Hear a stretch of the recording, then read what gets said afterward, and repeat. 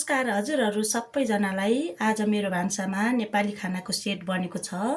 हजुरहरूलाई कस्तो लाग्छ आज मेरो नेपाली खाना बनाउने तरिका? मैले यहाँ कोदोको ढिँडो बनाएको छु, रायोको साग, घिउ पनि छ, माछाको गेर्बी, फ्राई माछा, मुलाको अचार, सलादहरू। हामी नेपाली खानाको सेट बनाएको छु मैले। यहाँ माछा लिएको छ। अब बिस्तारै चिसो सिजन सुरु हुँदैछ। चिसो सिजनमा माछाको गेर्बी बनाउँदैछु। धेरै भइसक्यो हामीले माछा नखाएको पनि। आज माछा बनाउँदैछु। यहाँ मैले कालो मरिच हालिसकेको छु।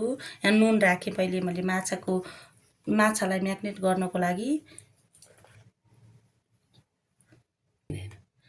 अदुवाको धुलो, 1 चम्चा धनियाको धुलो,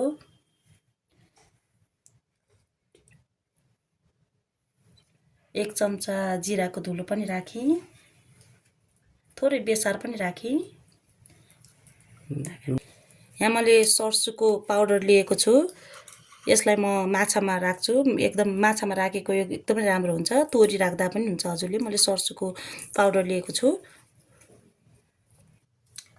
मैले यसमा थोरै माछाको मसला राखेँ। माछामा राख्ने यसले राम्रो स्वाद ल्याउँछ। म कागती निचोरेर पनि राख्छु थोरै कागतीको रस। यो कागतीको रसले पछि माछा फ्राई गर्ने बेला माछा टुक्रा पर्दैन। अब मैले यसमा सबै मसलाहरू राखिसकेको छु। म अब यसलाई म्याग्नेट गर्छु। म्याग्नेट गरेर 5 मिनट जति यसलाई राखिदिन्छु अनि म फ्राई गरेको माछा म्याग्नेट भइसकेको छ। अब म यसलाई एकछिनमा फ्राई गर्छु। यहाँ फ्राई गर्नको लागि मैले कराईमा तेल तताउँदैछु। तेल चाहिँ आफ्नो आवश्यकता अनुसार राख्नुपर्छ। माछा राम्रोसँग फ्राई हुनुपर्छ। माछा डुब्ने गरी तेल राख्नुपर्छ, फेरि माछा टुक्रा पर्ने हुन्छ। मैले तेल यति राखेको। यहाँ तेल तात्तिसकेको छ। अब म यसमा माछा एउटा पिस गरेर राख्छु।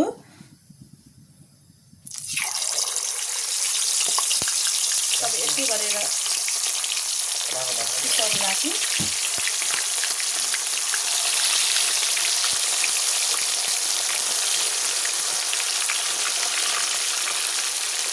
ढिलो पर्न दिनुहुन्न।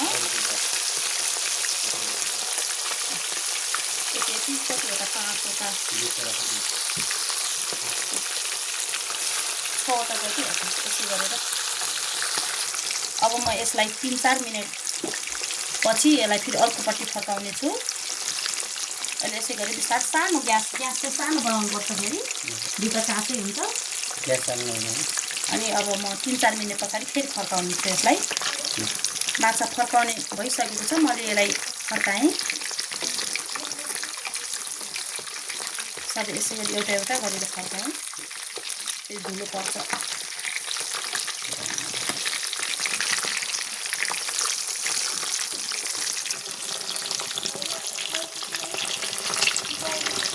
सबै माछाहरू फर्काइसकेको छ। यसै गरेर सबै माछाहरू पकाउने हो।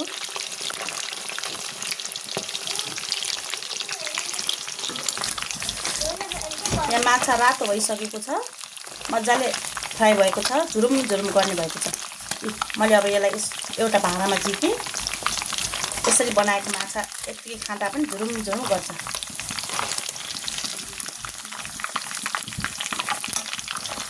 मैले एउटा भाँडामा राखिसकेको छु। यसै गरेर सबै माछाहरू म यसै गरी तार्छु अनि अहिले गेर्बी पनि बनाउने छु। माछा सबै फ्राई गरिसकेको छ। अब गेर्बीको लागि तयारी गर्न लाग्यो। अब गेर्बी बनाउने यसको एकदमै राम्रो भएको छ। सबै फ्राई भएको छ। एउटा टुक्रा परेको छैन माछा फ्राई गर्ने बेला ध्यान दिएन भने सबै टुक्रा पर्छ। यसलाई अलिकति ध्यान दिनुपर्छ।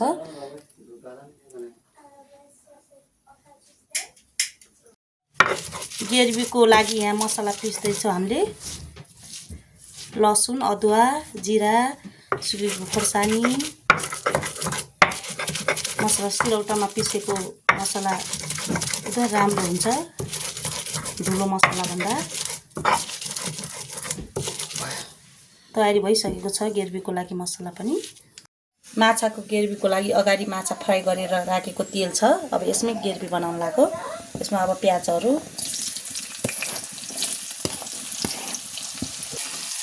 प्याज रातोसँग भुटे।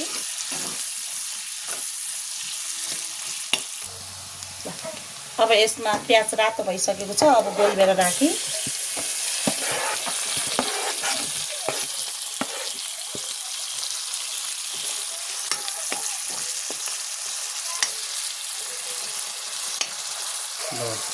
ग्रेभी तयारी हुँदैछ। अगाडि पिनेर राखेको यो लसुन अदुवाहरूको पेस्ट राखेँ।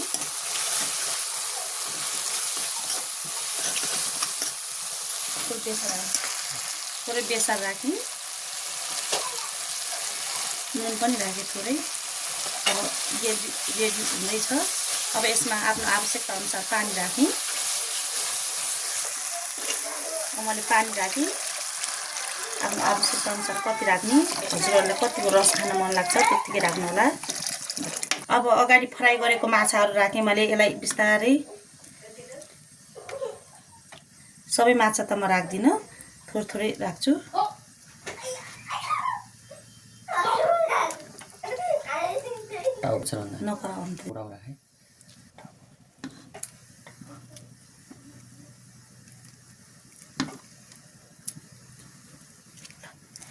ल अब म यसरी राखेँ। अब यसलाई म 2 मिनट जति छोपिदिन्छु। 2 मिनट जति छोपिदिएँ। अब ग्रेभी रेडी हुन्छ 2 मिनटभित्रमा। ल अब माछाको ग्रेभी पनि रेडी भइसक्यो। ल एकदमै स्वादिष्ट छ, मिठो बास्ना आएको छ।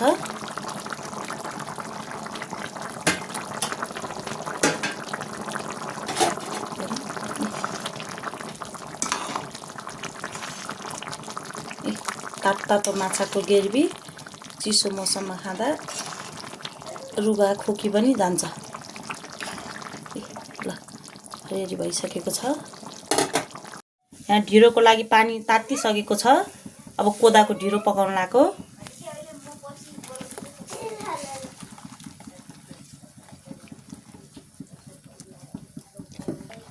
ल ढिँडो पाक्दैछ। बिस्तारै थोरै गरेर कोदाको पिठो यसै गरी राखेँ। सानो ग्यासमा, गाउँमा आगोमा पका जस्तो त अब कहाँ हुन्छ र।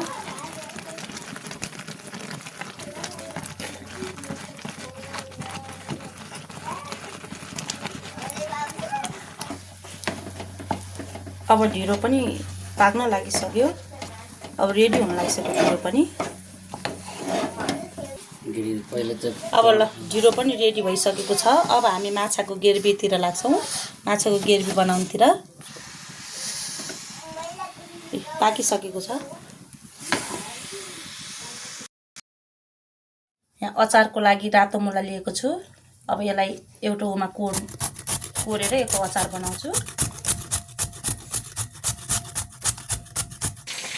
अचारको लागि म यहाँ छोप राख्दैछु। पिनेर राखेको छोप तिलको। थोरै रातो खोर्सानी राखेँ।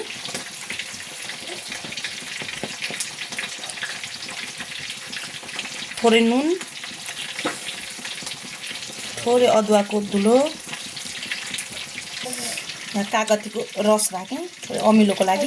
यसरी बनाएको अचार एकदमै मिठो लाग्छ मलाई त, रातो मुलाको अचार।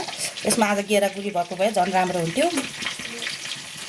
यहाँ अचारको लागि थोरै जिरा फुलाएँ। अनि बेसार राख्छु। थोरै तेलमा राख्यो भने बेसार गर्न आउँदैन। यहाँ त्यो तेल फुलाएर आएको अचारको लागि, तेलले झाने अचारलाई अब अचारमा मिक्स गर्छु।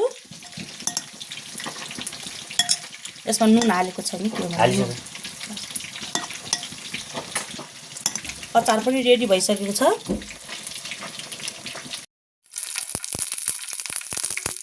रायोको साग पकाउँदैछु म यहाँ।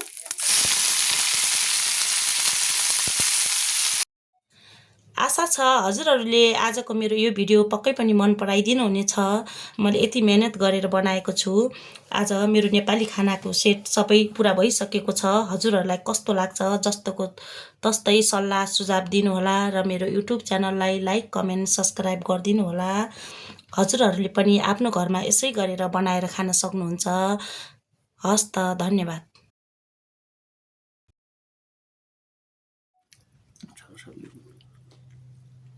कस्तो लाग्यो आज हजुरलाई मैले बनाएको खाना? एकदम मिठो छ। माछाको करी, फ्राई माछा, घिउ अनि अचार, तरको साग, सलाद सहित एकदम मिठो भएको छ। तपाईँहरू पनि यसरी पकाएर खानुहोस् है, बेस्ट। हामीले होटेलको जस्तो घरमा पनि बनाउन सक्नुहुनेछ है? एकदम होटेलभन्दा पनि मिठो हुन्छ बनाएर। होटल जिम्मुमा, थकाली जिम्मुमा पनि यस्तै बनाउँछ नि। एकदम मिठो छ। हामीले मेहनत गर्यो भने घरमा पनि बनाउन सक्दो रहेछौँ।